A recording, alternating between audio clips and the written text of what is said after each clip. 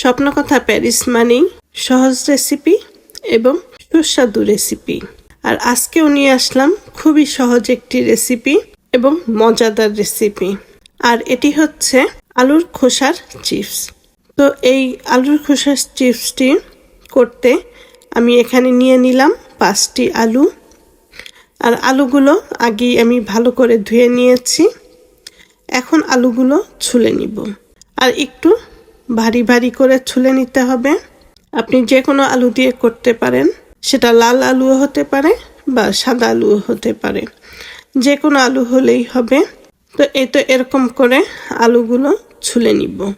তো এভাবে সবগুলো আলু ছুলে নিব। ছুলে নেওয়ার পরে এই আলুর খোসাগুলো একসাথে করে আমি সমান করে কেটে নিব, যাতে সবগুলো একই সাইজের হয়। আর এই যে পানি দেখছেন, এই পানির মধ্যে দিয়ে দিব 1 চা চামচ লবণ। তো লবণটা দিয়ে পানির সাথে মিশিয়ে দিব। এতে আলুর খোসাটা আরও বেশি সাদা হবে। আর এতে যদি আর কোনো ময়লা থেকে থাকে সেগুলো চলে যাবে। আর এক্সট্রা কোনো লবণ দেওয়ার দরকার নেই, এই লবণেই হয়ে যাবে।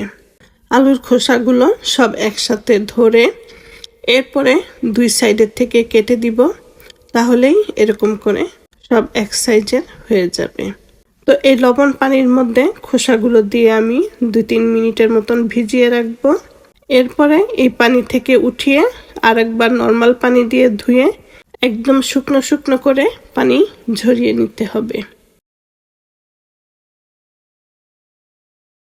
এবার একটি প্লেটের মধ্যে আলুর খোসাগুলো নিয়ে নিলাম। তো দেখতেই পাচ্ছেন আলুর খোসাগুলো ধুয়ে একদম পানি ঝরিয়ে নিয়েছি। আর এখন এটা দেখতে কত পরিষ্কার মনে হচ্ছে। তো এখন এই আলুর খোসার মধ্যে আমি দিয়ে দিব 1/4 চামচ হলুদ গুঁড়ো এবং 1/4 চামচের কম মরিচের গুঁড়ো। আর ঝাল বেশি খেতে চাইলে তাহলে মরিচের গুঁড়ো আরও কিছুটা দিতে পারেন। এখন এই আলুর খোসার মধ্যে হলুদ এবং মরিচগুলো আমি ভালো করে মাখিয়ে নিব। প্রতিটা আলুর খোসার মধ্যে যাতে মশলাগুলো মাখানো হয়। আর এর থেকে কিন্তু বেশি মশলা দেওয়ার দরকার নেই, তাহলে দেখা যাবে মশলাগুলো পুড়ে গেছে। আর হলুদটা দেওয়ার জন্য কালারটা সুন্দর আসবে, তার জন্যই হলুদটা দেওয়া।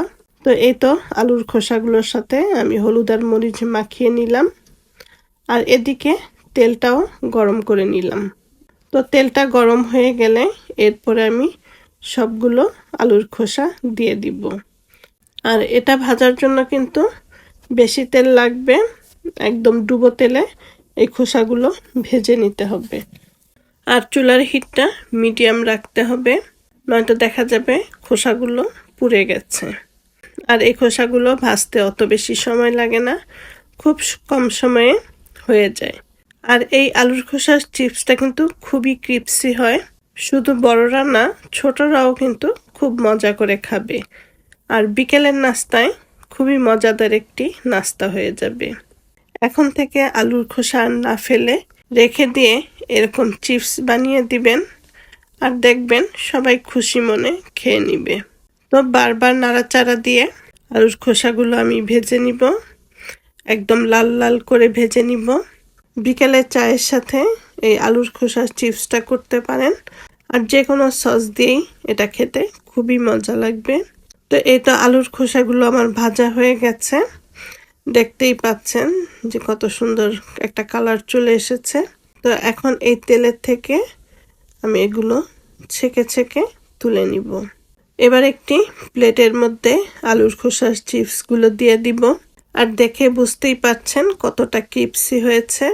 তো এখন এই চিপসের মধ্যে আমি কিছুটা চাট মশলা দিয়ে দিব, আর দিয়ে দিব একটু বিট লবণ। তো বিট লবণটা দেওয়ার আগে চেক করে নেবেন, যেহেতু এর আগে আমি লবণ পানিতে ভিজিয়ে রেখেছিলাম, এজন্য বিট লবণ দেওয়ার আগে এটা একটু চেক করে নেবেন যে লবণ কি দিতে হবে নাকি আর প্রয়োজন নেই। তো যদি মনে হয় যে না আর একটু লাগবে, তাহলেই বিট লবণটা দিয়ে নেবেন। তো বিট লবণ আর চাট মশলাটা দিয়ে একটু মিশিয়ে নিব। আর এই তো হয়ে গেল মজাদার এবং ক্রিপসি একটি চিপস। তো আজকের রেসিপিটা যদি সবার ভালো লাগে তাহলে অবশ্যই স্বপ্নকথা প্যারিস চ্যানেলের সাথে থাকবেন। ভালো থাকবেন সবাই।